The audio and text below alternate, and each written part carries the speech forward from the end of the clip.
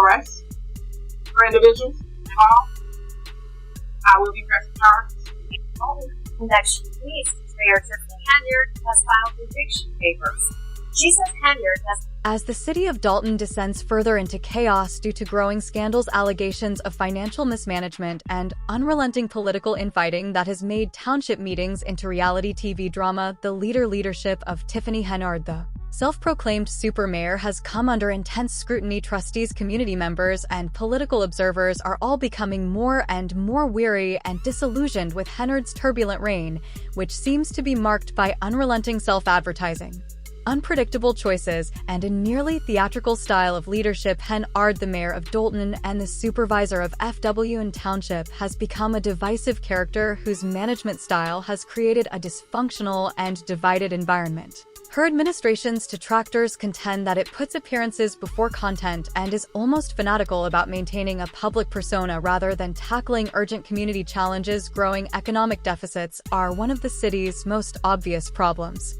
Recurring claims of abuse using public revenues for private benefit and a disorganized structure that has prevented effective governance. Her critics refer to lavish spending, including claims of outrageous cost for upscale lodging, fine eating, and even cosmetic services that were allegedly paid for by taxpayers as proof of her self-serving behavior. Inclinations. Public indignation has been heightened by claims of financial mismanagement, especially when combined with opposition to Dalton's harsh financial circumstances and its citizens' low average median income, the national average. But despite these controversies, Henyard has refused to resign or change her approach, instead presenting herself as a fearless leader who is standing firm against powerful political adversaries who are determined to destroy her administration. This narrative has gained traction among her declining fan base, who portray her as a figure of defiance and resilience fighting against the established political forces that are allegedly plotting to unseat her. For her detractors, however, many people find this portrayal to be hollow, believing that her approach is more about the dysfunction that characterizes Henyard has become symbolized by the reckless defiance that further alienates the very community she claims to champion. In township meetings, tensions have escalated to unprecedented levels, with trustees openly clashing with Henyard in increasingly combated exchanges. These meetings frequently turn into shouting matches. According to her detractors, she acts like a belligerent reality TV star and is more concerned with producing spectacle than finding solutions. She has been charged with condescension and aggressiveness towards both trustees and people, frequently brandishing her golden microphone, a representation of her love of theatricality with the demeanor that emphasizes her trustees have not held back in criticizing her behavior, with one even comparing her leadership style to that of a bully. This has caused the climate in which it is becoming more and more difficult to have open communication and collaborative governance. Henyard's leadership has been confronted with significant ethical and legal issues, including accusations in addition to her controversial behavior of squandering resources provided by the government. According to the report, she has used township funding for dubious expenses and official resources like township cars for politically or personally driven ends. Most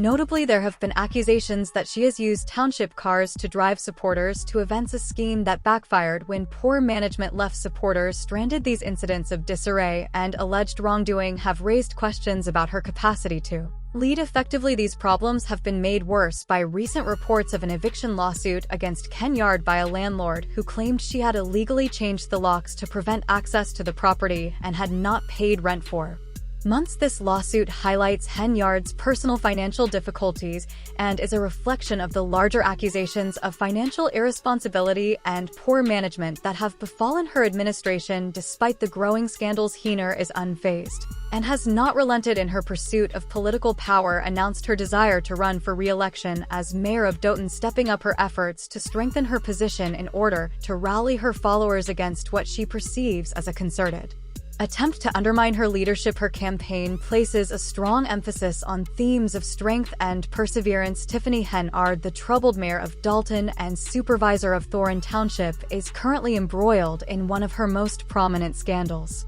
Her widely publicized scathing rink project, which cost millions of dollars, has been criticized as a vanity endeavor intended more to increase, in contrast to the rumors that Henyard herself faces eviction from her residence. This project uses her public profile to address the urgent needs of the community while defending against accusations of hosting lavish and poorly attended events funded by taxpayer money. Among the current scandals is her alleged misuse of government credit cards, which reportedly includes extravagant spending on luxury furniture, costly travel, and other questionable purchases. In one particularly egregious instance, an investigation showed $40,000 spent in one day on a buying spree online, a move that has only increased. The scrutiny of her financial behavior during Henyard leadership public gatherings have turned into disorderly spectacles. In one particularly noteworthy instance, a trustee stormed out in disgust, accusing Henyard of leading Dalton towards financial catastrophe. These sessions frequently demonstrate her failure to bring the board together with trustees, is openly disagreeing with her leadership approach. This assertion has merit because the township's general fund has apparently fallen from more than $1 million to a fiscal deficit during her tenure. Adding to the mounting dissatisfaction is Henyard's bold plan to return property taxes to residents, which has been widely criticized as a reckless and impractical vote-buying scheme that does little to address the township's larger financial woes. The financial mismanagement has gotten so bad that federal investigators have started looking into claims of embezzlement and corruption. The pension of Henyard's for questionable spending and purported financial abuse goes beyond the residents' trust in her leadership, has been further damaged by reports of lavish parties and an excessive reliance on public-funded personal security. At recent town meetings, residents turned their backs on her as she spoke, a symbolic gesture that highlighted the public's underlying frustration. Henyard, however, is unwavering in her portrayal of herself as the victim of a deliberate attempt to remove her from power. Politician Tiffany Henyard lost control of the vote.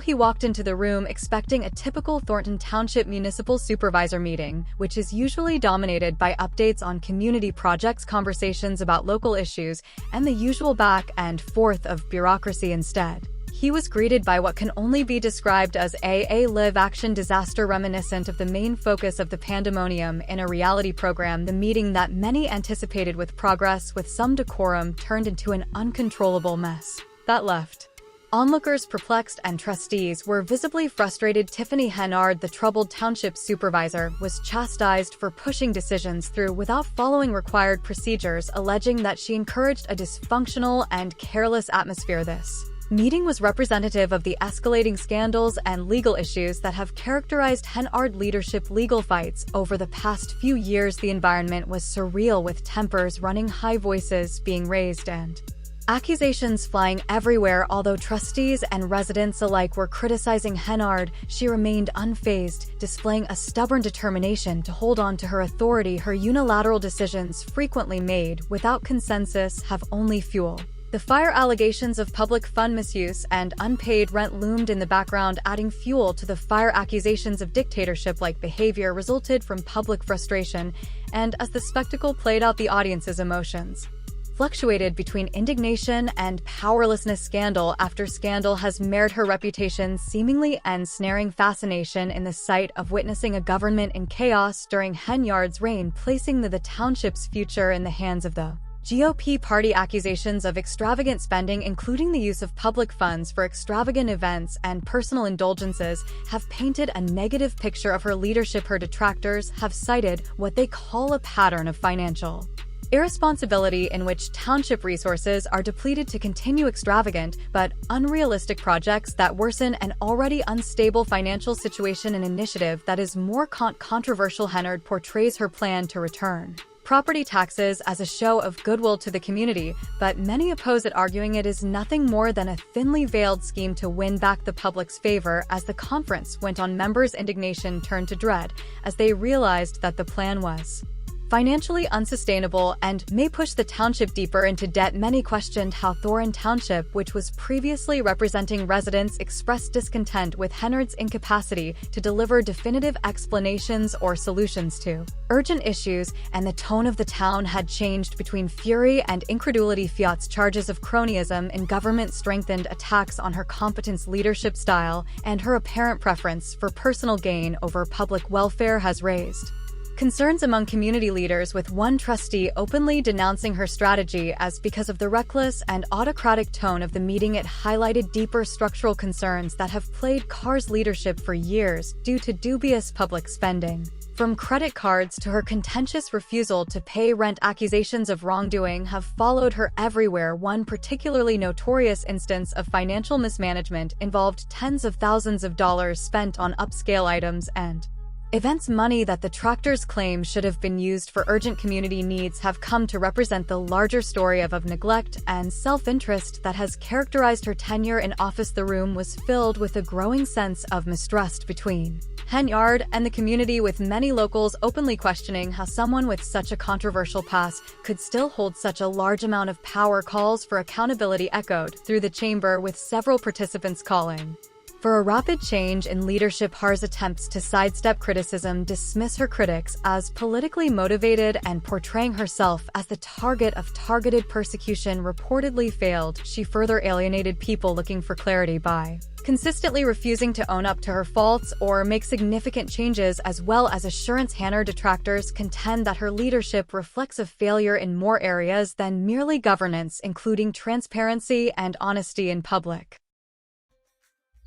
But it's just something we felt important that had to be done, should be done. So, as the meeting got underway, tensions were already evident as the trustees' differences were evident, laying the groundwork for yet another heated argument under Supervisor Tiffany Henyard's leadership. Accusations of embezzling public funds and abusing her position for personal benefit hung over the proceedings like a threatening cloud. These allegations have consistently damaged confidence in her leadership, causing a sense of mounting dissatisfaction to permeate the TS of this specific meeting. At the center of the cast was Trust Arrow, who tried to participate remotely via phone, a practice that seemed to have been standard, but Henyard quickly rejected Caro's request in a decisive display of authority. She rejected Caro's request to participate in the discussion electronically and made the classic comment, "If you haven't been here, you should have come to the board meeting to handle the business." With those remarks, Henyard not only fired the trustee, but also set the tone for the entire meeting, making it apparent that cooperation or compromise was not appropriate in this meeting, which was not intended to address the urgent problems facing the township,